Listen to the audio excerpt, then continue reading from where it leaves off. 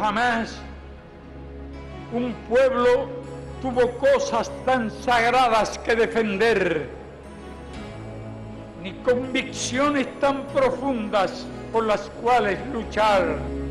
Nos acompaña la convicción más profunda de que las ideas pueden más que las armas, por sofisticadas y poderosas que éstas sean.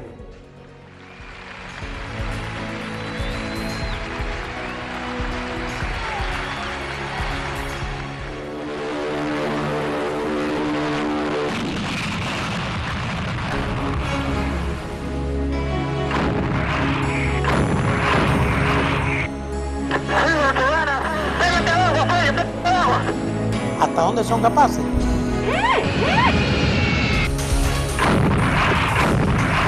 Yo seré capaz de manejar un ataque. Yo no anticipé la guerra. Este mismo esquema se utiliza en función de la subversión. El fundamento del problema no es tratar las ramas, sino es tratar la raíz.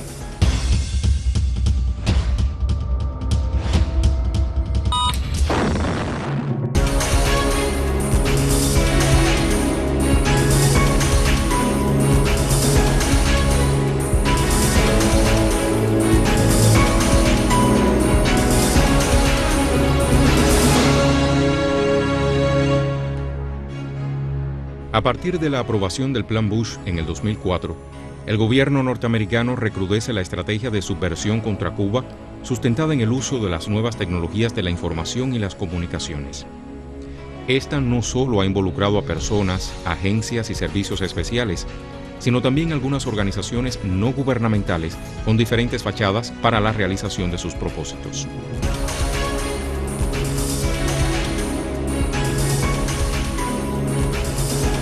Mi nombre es José Manuel Collera. Nací en la ciudad de Pinar del Río, no hace poco tiempo, porque ya tengo 66 años. Y mi profesión es médico. Estudié medicina y posteriormente, después de mi servicio médico rural, mi posgraduado, hice la especialidad de pediatría. Y dentro de la pediatría, pues me dediqué especialmente a la cardiología infantil y a los cuidados intensivos pediátricos.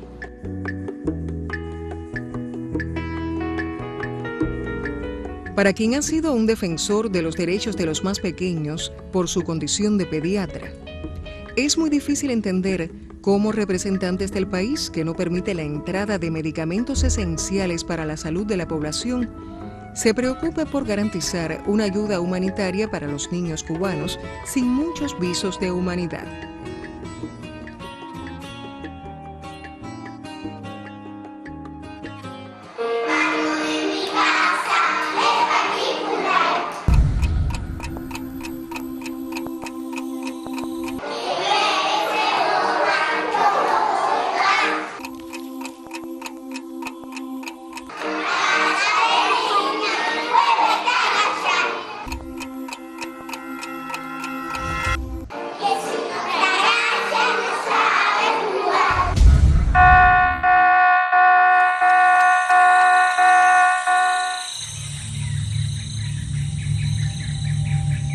¿Hasta dónde son capaces? Ay, ay, ay.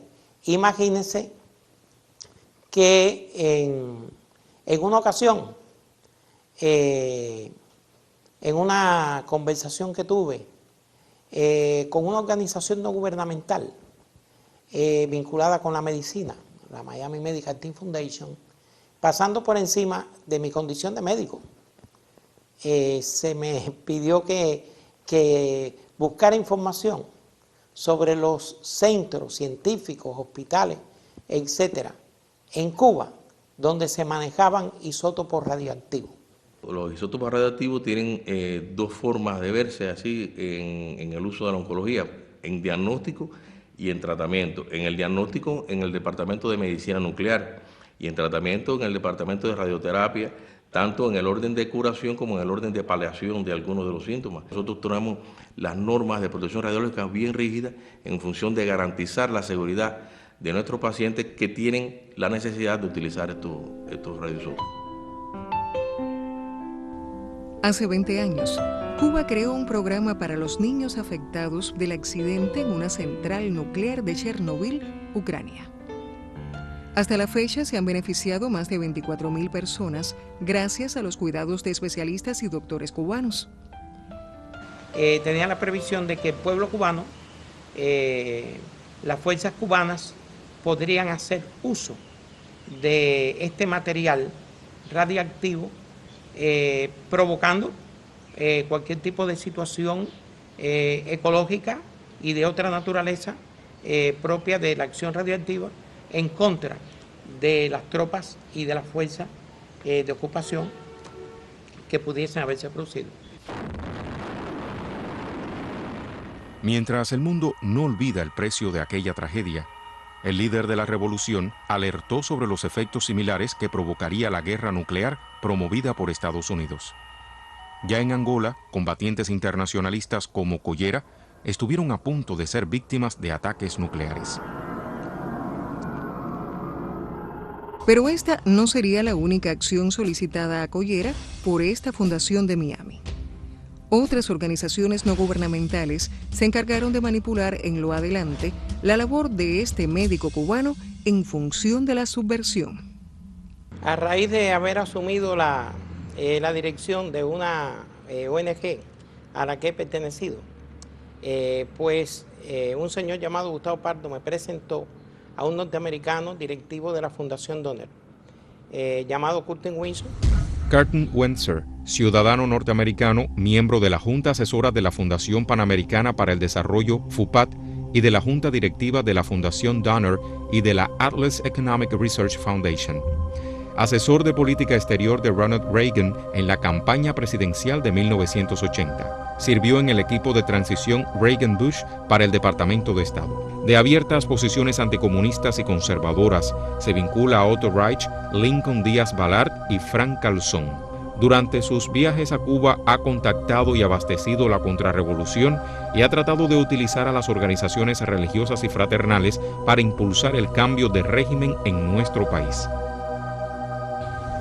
Gustavo Enrique Abelardo Pardo Valdés, elemento contrarrevolucionario cubano que en la década del 60 fue líder de una red clandestina organizada y dirigida por la CIA que ejecutó y planificó acciones de sabotaje y atentados contra el comandante en jefe. Por estas razones, fue sancionado a 25 años de privación de libertad y puesto en libertad condicional en 1969. Actual colaborador de oficiales de la CIA bajo fachada de diplomáticos y de organizaciones no gubernamentales. Colabora con los connotados contrarrevolucionarios Fran Hernández Trujillo y Frank Calzón en el abastecimiento a presos y familiares de la contrarrevolución interna como parte de proyectos financiados por la USAID. Promueve la utilización de la estructura de la masonería de Cuba y otras organizaciones fraternales con fines subversivos. Es un fiel colaborador de la sección de intereses de Estados Unidos de América en La Habana. Además de la CINA, visita sistemáticamente sedes diplomáticas de Holanda, Polonia y República Checa, donde le permiten el acceso a Internet para sus acciones subversivas. Gustavo Pardo había conocido, según él propio me expresa, a Curtin Windsor a través de quien era jefe de la CINA, es decir, de la sección de intereses de los Estados Unidos en La Habana, en etapa anterior a que yo asumiera esa presidencia, que fue precisamente en el año 2000. Como hemos dicho anteriormente, Windsor era directivo de una fundación que se me presentó como fundación norteamericano-canadiense, la Fundación Donner. A partir de este primer contacto, José Manuel Collera estrechó sus vínculos con representantes de fundaciones y ONG extranjeras. Numerosas orientaciones sobre cómo implementar planes y programas para favorecer un cambio en el contexto político de la isla recibiría luego en sus múltiples intercambios dentro y fuera de Cuba. En una de mis visitas a los Estados Unidos, pues fui precisamente invitado a visitar la sede de la FUPAD, que radica en el edificio de la Organización de Estados Americanos en Washington, y allí tuve una conversación con el director general de esta fundación, llamado John Sambrailo. La Fundación Panamericana para el Desarrollo, ONG creada en 1962, afiliada a la Organización de Estados Americanos. Es una de las principales entidades receptoras de fondos de la USAID para el desarrollo de proyectos subversivos con la finalidad de provocar un cambio de régimen en nuestra isla. Mark Wachtenheim es el director del programa Cuba de esa ONG, dirigido a fortalecer y entrenar a grupos y líderes que simpatizan con el gobierno de los Estados Unidos. Directivos de esa organización han participado en actividades anticubanas, realizando manifestaciones públicas en contra de nuestro sistema y nuestros dirigentes. De hecho, la FUPAD figura como una de las organizaciones, las mayores receptoras de fondos tanto de la USAID como de la NET, y además algo muy interesante en la manera de actuar de esta fundación es en que ha diversificado los proyectos que intenta materializar en nuestro país, lo cual va desde la influencia en sectores como la juventud, los artistas, los académicos, hasta la conformación de proyectos con el empleo de las modernas tecnologías de la información y las comunicaciones. Yo creo que estamos hablando de una organización que no solo está actuando de manera activa, sino también de manera diversa y de manera bastante agresiva en función de la consecución de los objetivos del gobierno de los Estados Unidos en relación con Cuba. El planteamiento fue que se debería organizar toda una estructura para la etapa post-Castro en Cuba y consideraron que sería muy conveniente que yo organizara toda una red nacional de personas a través de todo el país que estuvieran preparados para esta etapa que ellos procuraban que se produjese en nuestro país. Además, hicieron propuestas que se concretaron de crear un presupuesto para yo tener acceso a Internet, disponer de telefonía móvil y además tener una capacidad de transportación permanente por todo el país que me mantuviera en contacto con todos los elementos que formaran parte de esta red. En sus numerosas visitas a los Estados Unidos, Collera fue recibido por representantes del gobierno norteamericano, quienes manifestaron abiertamente su interés en el derrotero político de la isla.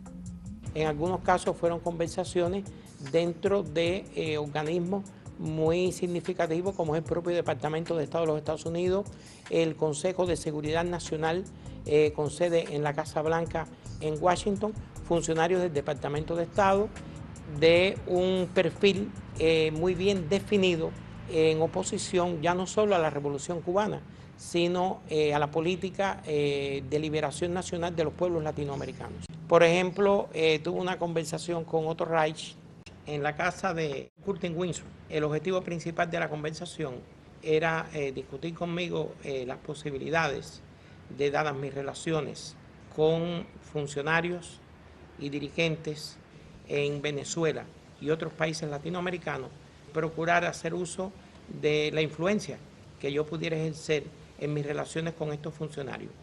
Se mostró muy preocupado y así lo hizo saber por lo que él llamó el eje de relación política entre Venezuela y Cuba.